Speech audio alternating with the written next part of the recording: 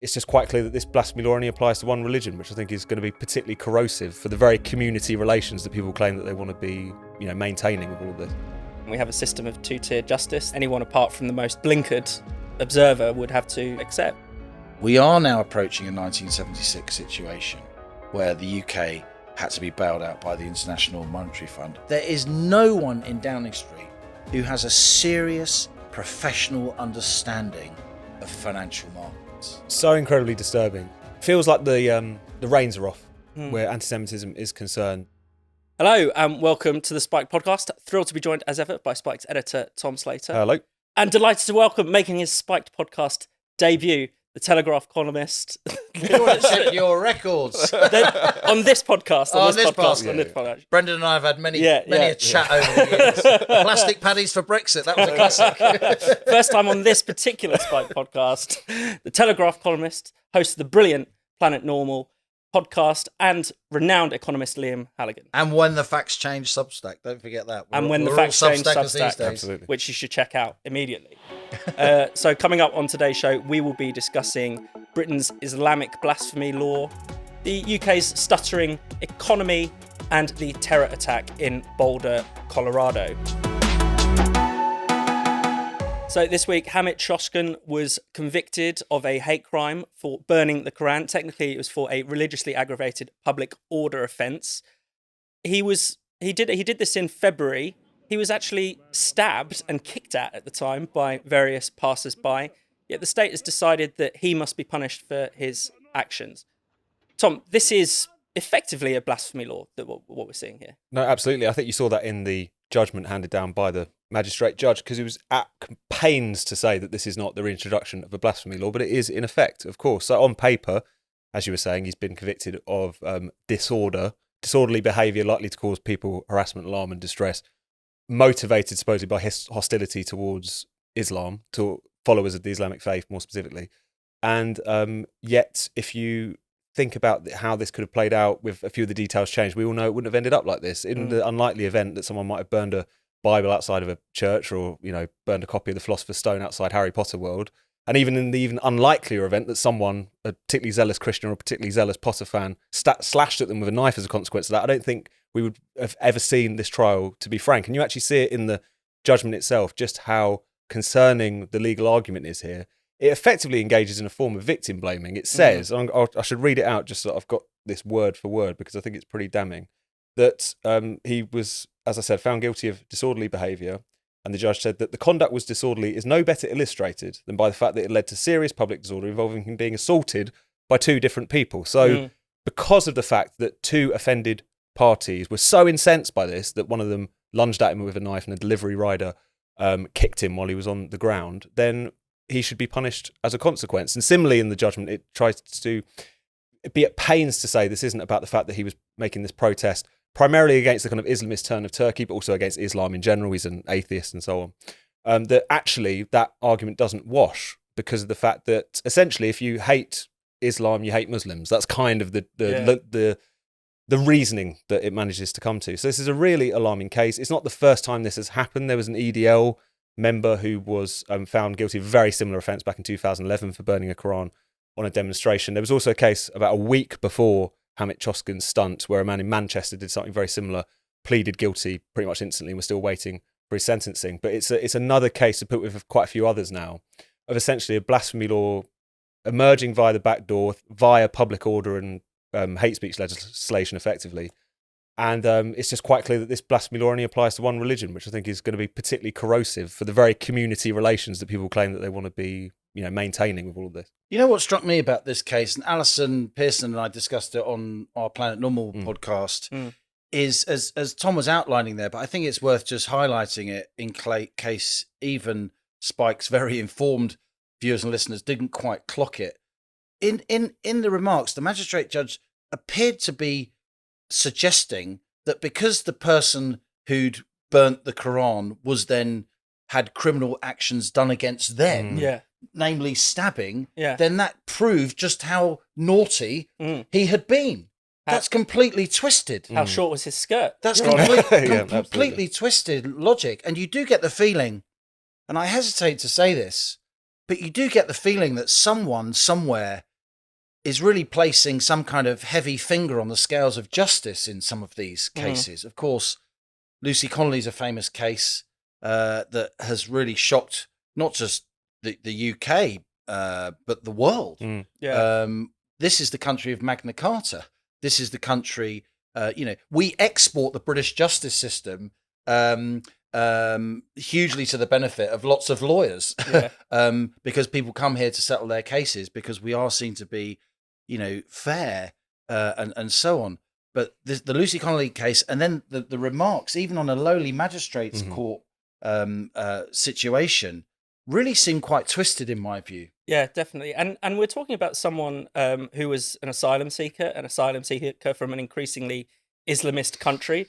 Tom, what's the point actually of leaving a country like Turkey and coming to the UK if you're not going to be protected, if you're not going to have the right to free speech, to criticise religion, a right that we assumed that we all had? No, absolutely. And Coskun himself has said this. He said he was shocked to find that he had been criminalised in this way, because this is precisely the kind of theocratic ruling that he wanted to escape, that he fears is creeping in around the edges in Erdogan's Turkey. And it doesn't matter how you dress it up. What we're effectively saying with this judgment, what this court has and what this ruling has made very, very clear, is that via public order legislation, via hate speech legislation, reasons will be found to silence criticism of Islam. There's been cases of this before. There was a Belfast preacher a few years ago who was done for, they put him on trial, it wasn't successful, but for grossly offensive online communications, because one of his sermons referring to Islam as satanic was broadcast online, so they managed to try and get him via the Communications Act. So there's been too many cases like this to ignore now, and I think it's incredibly corrosive, not just for freedom of speech, but also, if you look around the world, places in which there is this attempt to clamp down on anti-Islamic blasphemy, obviously predominantly Muslim countries, it has a tremendously corrosive effect, not just on freedom of speech, but also it fuels that kind of intolerance. Pakistan is a very good example, where there are official blasphemy laws, and it goes hand in hand with a kind of mob agitation against alleged blasphemers, which has gotten very, very ugly. The way in which official intolerance can kind of feed the more bottom-up intolerance, I think, is perfectly summed up in this particular case, where you have a gentleman burning a Koran, who's eventually prosecuted for doing so, and then also the justice is meted out by two individuals taking matters into their own hands at the same time. And it's one of those perverse things about our speech laws and the way in which people seem oddly relaxed about what is happening in our courts, is that, again, this is presented as essentially a kind of pro-multicultural move, a kind of pro-diversity move. And yet, by singling Islam out, by force-fielding it from criticism in this way, you're basically treating British Muslims as if they're a people apart, like they can't possibly be expected to engage in a liberal democracy like anyone else, that they're kind of like overgrown children or sort of brutes who have to be tiptoed around. That's a horrendous message to And send. isn't the corollary of that, Tom, more ghettoisation, Absolutely, more Sharia courts? I mean, More division. how do Sharia courts even exist in our country? I mean, that's mad. Yeah, the sort of Sorry, that we should all be equal before the law, and the law should be equally applied, and it's the law of the land. But as we know, that hasn't been the case for a long time. We have a system of two-tier justice that I think anyone apart from the most blinkered observer would have to accept. This episode of the Spike podcast is sponsored by AG1. Now, having a busy job means it's not always easy to keep on top of my health. Things like eating home-cooked meals, going to the gym, and getting 8 hours of sleep often fall by the wayside during the week. Luckily, I've found something that allows me to look after my well-being even when life gets a bit hectic. And it's called AG1, and I never go a day without drinking it. I get over 70 vitamins, minerals, antioxidants, and gut-friendly bacteria every morning, all in just one scoop of AG1. The benefits are endless. I feel more energetic, and I no longer feel I struggle with brain fog or fatigue. With vitality-boosting minerals like copper, chromium, and phosphorus, AG1 keeps me feeling my best from morning till night. AG1 also protects my immune system against coughs, colds, and infections, with each scoop brimming with vitamin C, zinc, and more. The best thing about AG1 is how quick and easy it is to drink. All I have to do is mix one scoop in a glass of cold water in the morning before heading out the door. I never start the day without it. If you want to be on your best self 7 days a week, start with AG1. Subscribe now and get a free bottle of vitamin D and a free AG1 travel pack with your first subscription. Just go to drinkag1.com/spiked to get hold of yours. And remember, it's never too late to start your health journey. That's drinkag1.com/spiked. Let's move on to talk about Rachel Reeves. All eyes are on the British Chancellor ahead of the spending review. Lots of bickering about which departments are going to get spending cuts. But Liam, I mean, the real context for this is the fact that the economy is not growing. It's stagnant. We have an extraordinarily high tax burden. Inflation isn't going away.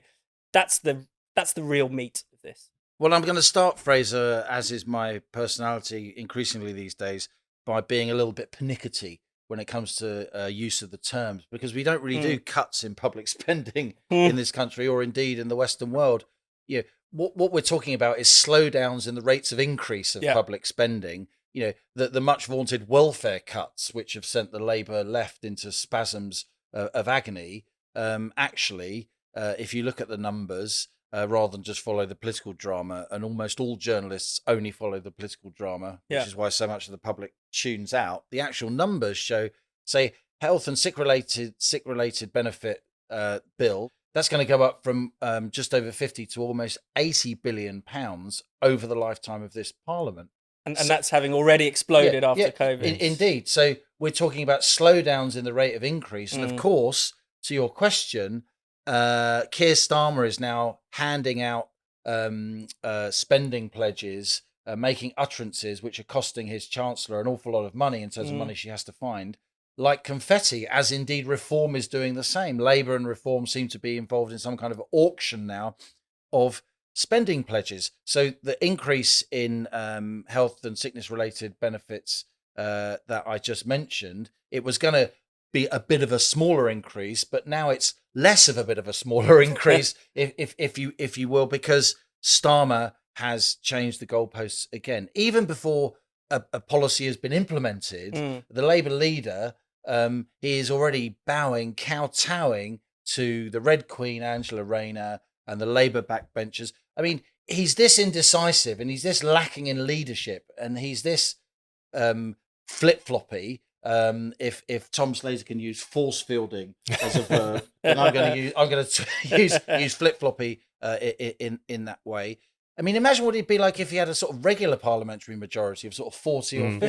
Presumably, he wouldn't ever get out of bed in the morning because he'd be so scared. And I kind of do, you know, as you say, ahead of the spending review next Wednesday, the 11th of June, there is a lot of leaking going on about which government ministers are winning the battle for Rachel Reeves' heart and mind. Of course, she's massively wedded to huge spending on the NHS. That goes without saying. Defence is making a big claim, of course, under the New World Order that we're witnessing. Ed Miliband is leaking. His people are leaking that he's won. I mean, who's going to lose? No one's going to lose, because in the end, you know, governments of all stripes, but particularly Labour governments in my lifetime, they're just so good at spending other people's money, and then they're not good at actually living within the country's means. And that's why, while absolutely governments should responsibly borrow to invest and build infrastructure and all the rest of it, that's what global capital markets are for. But we're now at the point where we're paying well over £100 billion a year in interest on the state's debt, well over £100 billion, sharply up over recent years. Twice what we spend on defence each year, we're spending on debt interest. More than we spend on schools and transport combined each year, we're spending on debt interest. It's completely grotesque. Is it any wonder that so many young people now are increasingly interested in arguments for a smaller state, for less government spending, less debt interest payments, because they know it's their generation they're going to be lumbered with this huge financial burden. And I don't want to downplay any of what you've said and the serious problems we have with debt and overspending, but wouldn't a lot of these decisions be a bit less painful, or at least a bit less politically tricky, if the economy were growing? Oh, absolutely. And that's the thing. This was the thing that this government said it was going to prioritise above all, but it seems to have vanished. Where's that laser-like focus on growth? Indeed, absolutely. Look, the only way you can really correct everything I've just said. Mm. In a democracy, it's going to be really hard to do big cuts to government, actual cuts to government spending. It's really, really difficult, of course, when you've given out these entitlements and they've become parts of people's lives. The only way you can really correct the government finances, I think, is to grow. So debt as a percentage of GDP is a smaller share of a much bigger GDP. And of course, when you grow, you get more tax revenues because there's more economic activity, there's more investment, there's more returns from capital. Fewer people are going to Heathrow and moving to Dubai and elsewhere. And let's not forget, we should never forget that 30% of all income tax is paid by the 1% richest people. And of course, those people tend to have lots of other assets as well, where they pay tax. So we are pushing people out the door. Labour seems to be doing it gleefully, good riddance, rich people. I mean, that's just insane student politics. It's people, going into politics because they're angry that their dad made a few quid and people made fun of them at school. It's just ridiculous that we're doing this. And if we can grow, then our fiscal situation will axiomatically improve, more tax revenue coming in, less spending on benefits, lower than it otherwise would have been. But the danger now is, Fraser, that Labour's got itself into a position where it's whacked up taxes from the 70-year high tax burden that the Tories left after COVID and after not being Tories for 5 years. And then Labour thought, we can up taxes even more and borrowing. In that budget last October, we saw a £40 billion increase in taxation, a £30 billion annual increase in government borrowing, absolutely vast sums. And now Labour, they're seeing that the fiscal situation isn't working out. They're blaming the whole of the rest of the world, of course, but it's not working out because their tax hikes have crushed growth, have crushed investment returns, have pushed people out the door into the departure lounge to move overseas. And if they respond to weakening public finances by raising tax rates even more from their 70-year high plus, then the fiscal situation is just going to get even worse. Yeah. Because there'll be even less growth.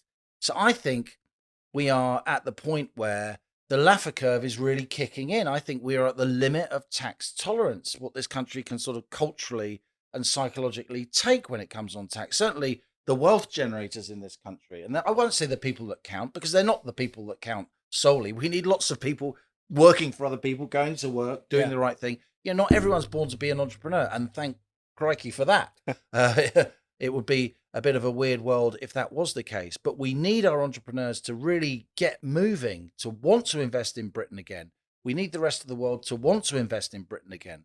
And they won't if all we keep doing is cranking taxes up in order to fill notional holes in the public finances, when what we should be doing is encouraging growth. I think we're at the point, Fraser, where that actually means lower tax rates across the board, lower corporation tax. And we saw between 2010 and 2017, one of the good things that the Tories did during that period is they lowered corporation tax from 27 to 19%. And guess what? Corporation tax revenues went up a lot, not just in absolute terms, they went up significantly also as a share of GDP. We need this kind of thinking. It sounds radical, but historic evidence is very much on the side of what I'm saying. This episode of the Spike podcast is also sponsored by Shopify.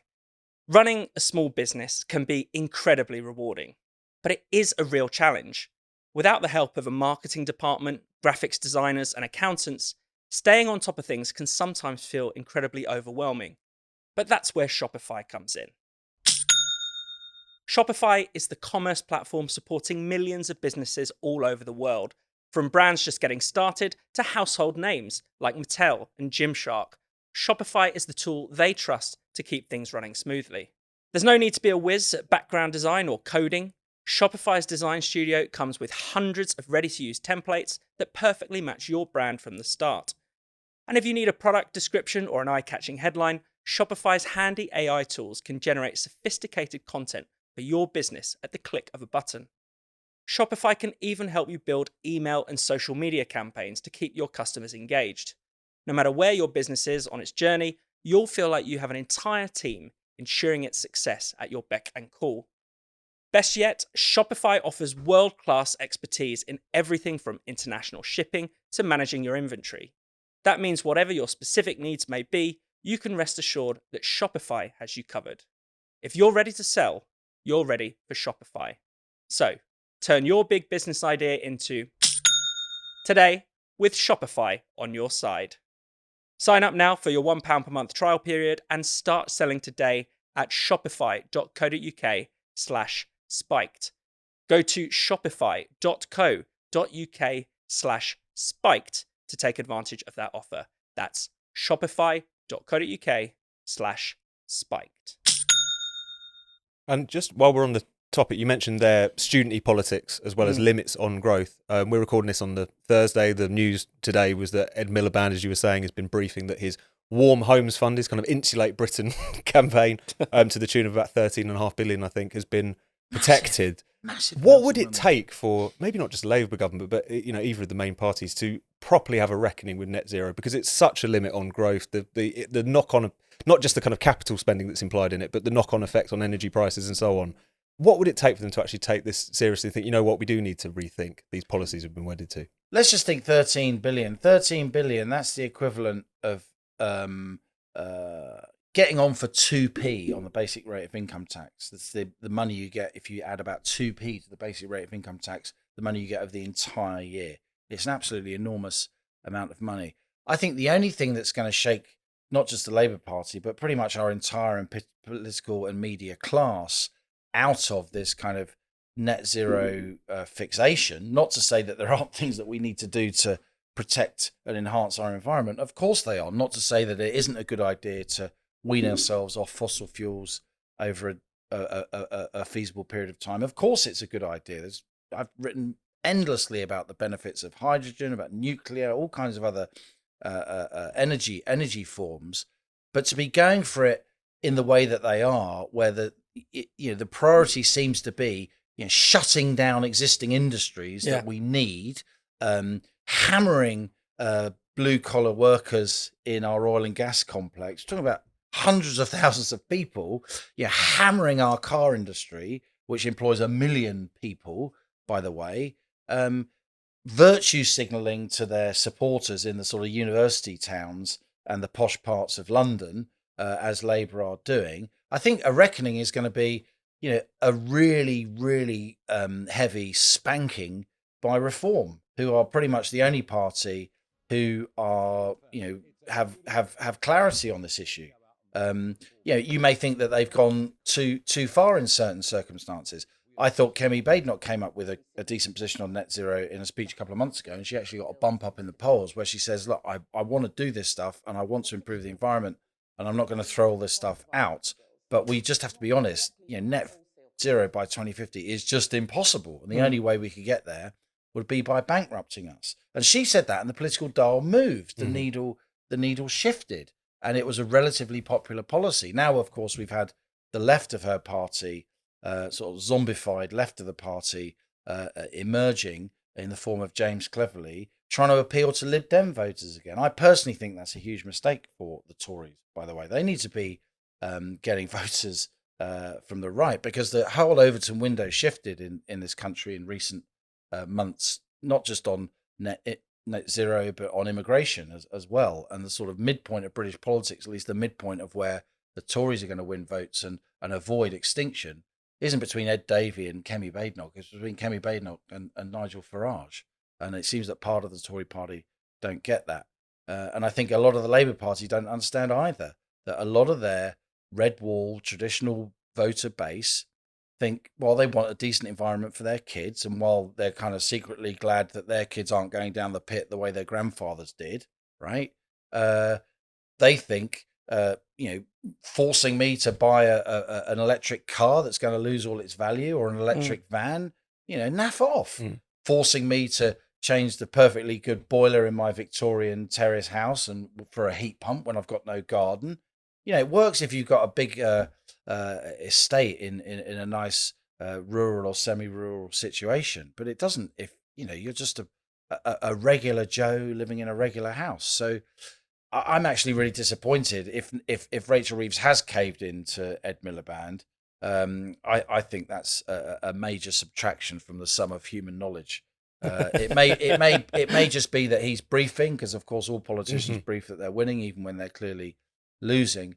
But I thought a little bit of sanity was starting to peer over the horizon when it comes to net zero from both the Tories and indeed, fingers and toes crossed, from the Labour Party. But in both cases, on the latest news, it seems not. And speaking of reform, as you mentioned, the only opponents, the real, the clearest, I guess, opponents of net zero.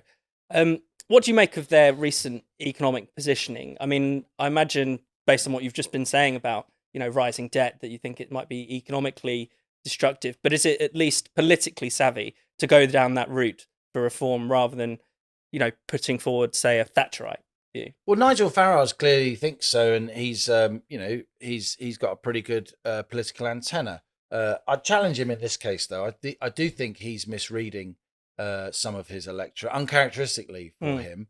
An awful lot of reform voters are sick and tired of being, the very alarm class, which Farage has rightly dubbed them, people getting up early, going to work, and they'll see in many parts of the UK, many of the sort of towns and cities, they'll see neighbours who are raising much bigger families off the back of a huge welfare package that they're paying for. It may be that Reform's trying to lay some kind of trap for Labour on this. I don't know, but Starmer certainly jumped to Farage's tune, didn't he? Farage was barely out the blocks, and Starmer was already pledging, even before his chancellor even knew that Labour were going to not be imposing the two child benefit cap, because of course it isn't just about child benefit. It's unlocking a whole raft of other benefits for families who have more than two children. So I think Farage has slightly misjudged that, but we will see. I think when it comes to the Tories, they have got a bit of an opportunity. They can be the grown-ups in the room. That's what I wrote in my Sunday Telegraph column last weekend, given that both the other main parties, Labour and Reform, are getting involved, as I said, in this kind of auction of spending pledges. The Tories can say, no, we're not doing that. And we're not doing that because we're spending 105 billion quid a year on debt interest, by the way. We are going to be the grown-ups. We are approaching now. Some mainstream politician has to start saying this. It's insane. We are now approaching a 1976 situation where the UK had to be bailed out by the International Monetary Fund. I got to be careful talking about this stuff too much, because no one wants to be seen to incite some kind of crisis. But the 10-year gilt yield, the 30-year gilt yield, the cost of borrowing for the British government, I've told you the nominal figure. It's an absolutely huge amount of money. And the gilt yield is now way above where it was at the height of the Liz Truss mini-budget crisis. And at the time of the Liz Truss mini-budget crisis, we didn't hear it acknowledged in Mel Stride's speech earlier today, the Shadow Chancellor, who took it upon himself to attack Liz Truss, even though a lot of people on the right of his party think she was right, and quite a lot of voters think she was right. That's why they get sick of the BBC's economics coverage and the mainstream broadcasters' economics coverage. We're in a situation now where the Tories want to be seen to be taking Labour and Reform on the same turf when it comes to ever higher spending pledges, that many of which won't be realised. And I think a lot of the sensible public is sick and tired of that. And a lot of the sensible public can see that we are really, really pushing it. When the 10-year and 30-year borrowing costs are so much higher than they were, they've gone up about 100 basis points, a whole percentage point since last autumn, during which period, Fraser and Tom, the Bank of England has been lowering the base rate from 5.25% to 4.25%. This sounds arcane stuff. Why is this idiot going on about all this stuff? I'm going on about this stuff because that is really not how finance is meant to work. When the base rate is coming down, the gilt yield, borrowing costs for the government, which are the true benchmark of other borrowing costs, by the way, they've been going up sharply. That's not good. That's a sign of systemic pressure and danger. And, there should be lots and lots of flashing red lights on dashboards in Downing Street. But guess what? In Downing Street, there is no one, unlike during the Blair years, unlike even during the Brown years, unlike a lot of the Tory years under Osborne and Cameron, there is no one in Downing Street who has a serious professional understanding of financial markets. And that is not good. And if we were on a mainstream media discussion, we would probably blame maybe three things for Britain's economic problems. One would be Brexit, other would be Liz Truss, and the third, which I'm surprised we haven't mentioned yet, but it's Donald Trump. Don't forget the Russians. The Russians, of course. Blame the Russians. The Russians, of course. But I do want to ask you about Donald Trump and the new economic world we find ourselves in. I mean, how big an impact really does that have on the British economy? And it surely can't be, whatever the turbulence it's causing, that's clearly not to blame for many of the problems that you've been raising. So I've been writing quite a lot about Trump on my When the Facts Change Substack, and indeed I'm just posting today, when this goes out, an interview I did with Catherine McBride, who's a very interesting trade economist, and there was a lot of chatter from my Substack followers. I want to hear you and Catherine McBride talk about Trump and the tariffs, because Catherine is, has no equal, I think, when it comes to expertise in the trade area. Somebody who also writes well and writes in the media and so on. And my view, and I know her view, has been pretty much since the beginning that there could actually be some method in Trump's madness. Yes, of course, there's been market squalls. Yes, of course, Trump derangement syndrome everywhere. But what's just axiomatically true is that for many, many years, despite America's military prowess, and you might say its policy making, arrogance around the world, we may even, venture the word hegemony, despite America's predominance on the world stage, it just is true that for many years, tariffs on US exports, certainly from the EU and from China, but many other countries, have been much, much higher than US tariffs on imports from the rest of the world. So America has been getting a bad deal on trade, and Trump signaled he was going to do this. Trump's been surrounding himself with people. It was clear from the middle of last year, during his campaign, in the run-up to the election, and since, this is going to be my trade guy. He's called Peter Navarro, and his book is Death by China. We're going to go after these tariffs. We're going to remake the global trading system. It was clear from his inauguration speech in early January. This wasn't a surprise, and it isn't a surprise to anybody who was watching. And guess what? Yes, there have been market squalls, but in general, the S&P 500 is pretty much around or even above where it was before he made these trade tariff announcements in early April. The Treasury yield, the cost of government borrowing for the US, yes, it spiked a bit. It then returned. It's still below where it was when he took office in January. I'm not saying that I disregard the market scores. I take them extremely seriously, but you've got to look at the market when everyone's not screaming blue murder, even when they are, because garish headlines are one thing, but then look at it a week later and it's back where it was. So these things, I'm not saying they come and go, because financial markets can seriously derail governments, democracies. 1999 anybody, 2008 anybody, Euro crisis, 2020, 2011, 2012. I do think we're heading for systemic dangers, as I've said, but I don't think Trump's trade policies will be the reason. And he has, I predicted a few days after Liberation Day in early April that he's going to sign a lot of trade deals, and the first is going to be with the UK. And that turned out to be true. Why did I write that? Because I thought, Starmer would be the biggest sap, frankly. No, smart true. money's on that in most cases. And negotiating stuff away.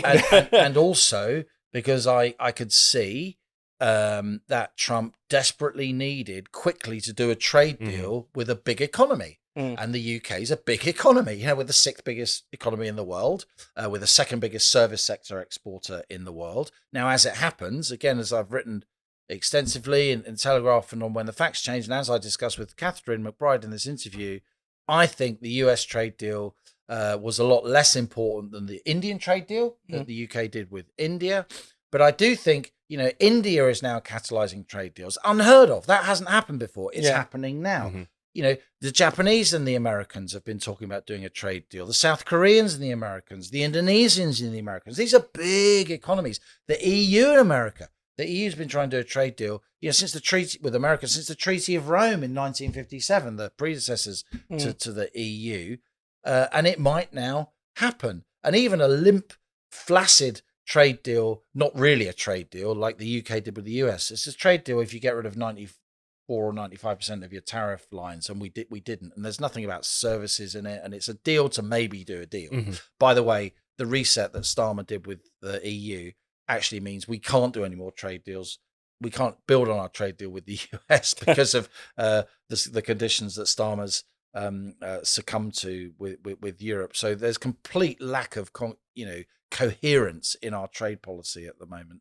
And I can't think, even though we've lost a lot of our best civil servants in this area, because the EU's been negotiating our trade deals for a generation, I can't think they're that thick not to really understand that.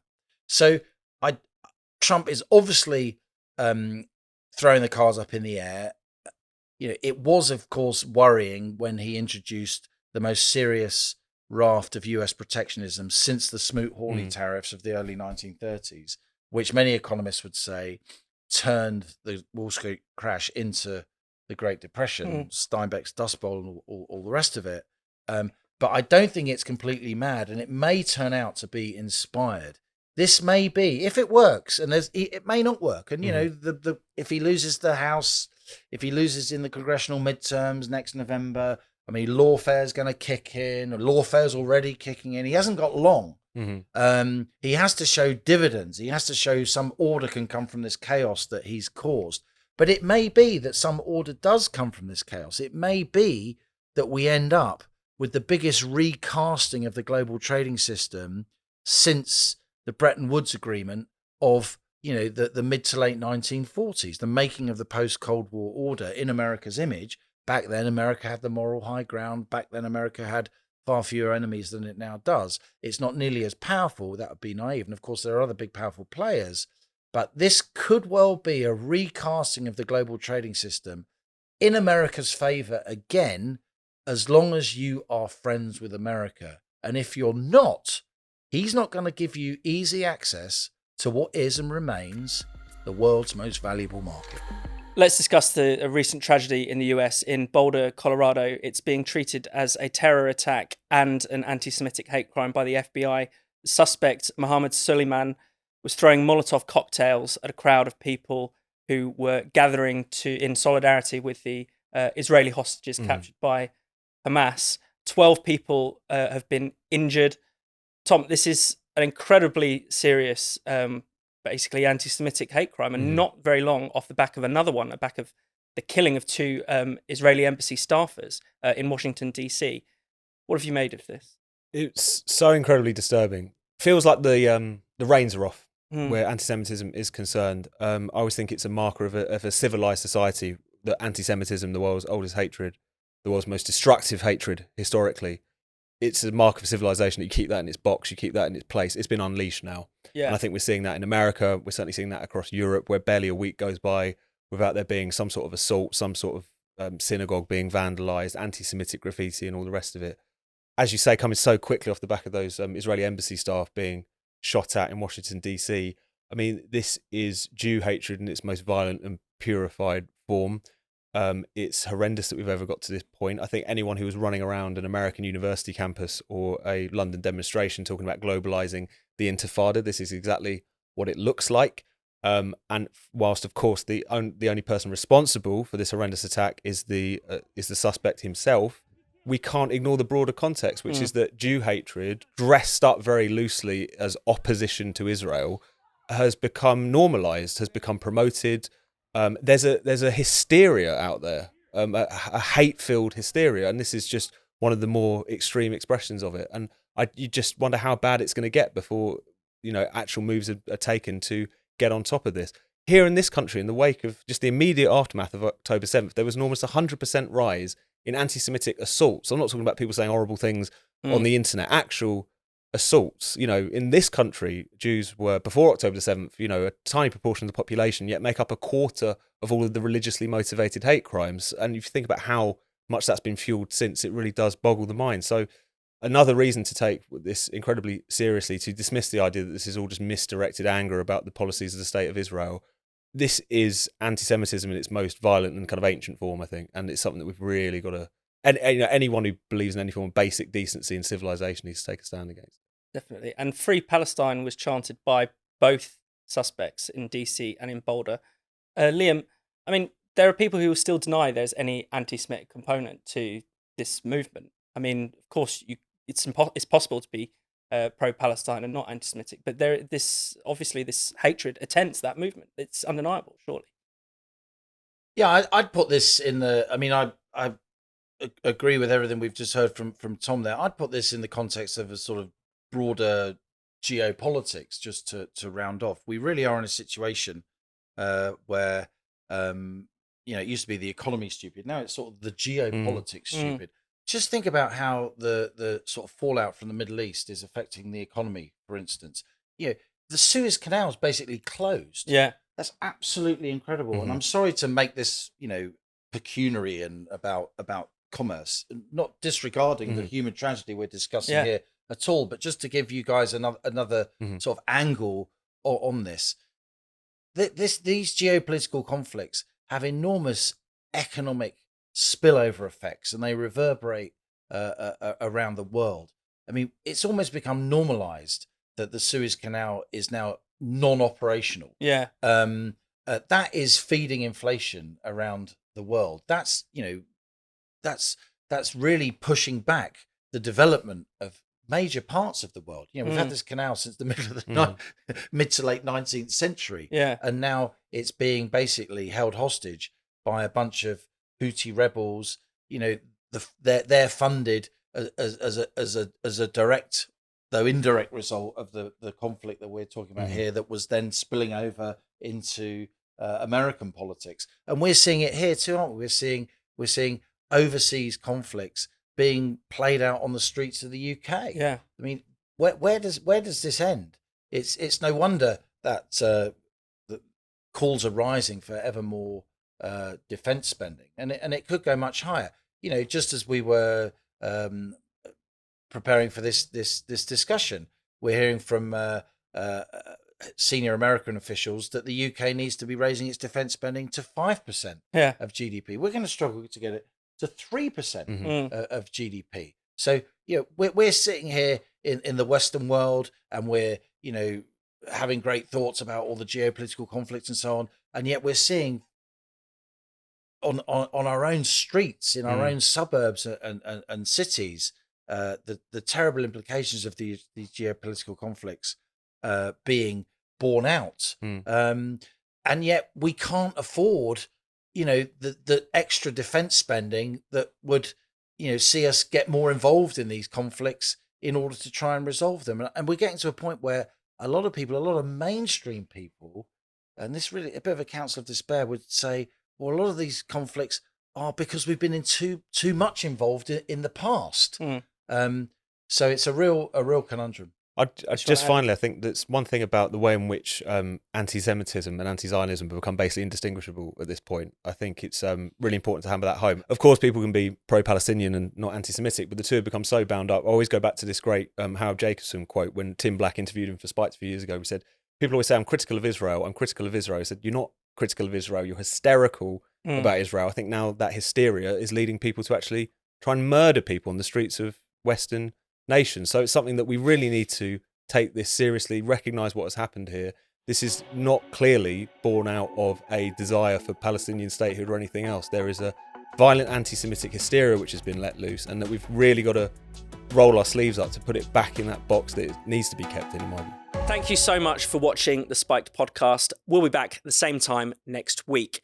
In the meantime, why not subscribe to Spike's YouTube channel and then click the bell so you're always alerted whenever there's some new content. Spiked is producing more videos than ever, from podcasts like this one to interviews to our series of polemics. You really, really don't want to miss out on it.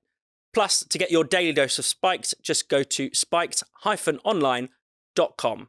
That's our website at spiked-online.com.